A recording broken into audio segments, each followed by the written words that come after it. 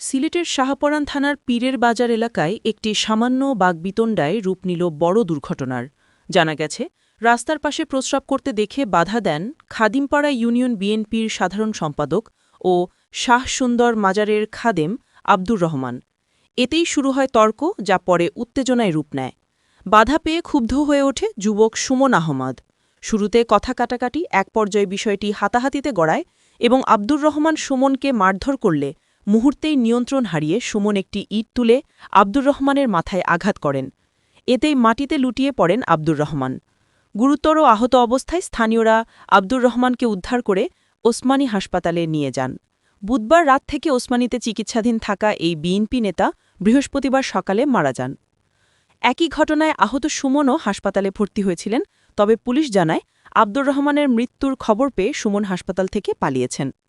সিলেট মহানগর পুলিশের অতিরিক্ত উপকমিশনার সাইফুল ইসলাম জানান, এখনও কোনো মামলা হয়নি এবং ময়নাতদন্ত শেষে মরদেহ পরিবারকে হস্তান্তর করা হয়েছে। ঊর্ধ্বতন কর্মকর্তারা ইতোমধ্যে ঘটনাস্থল পরিদর্শন করেছেন।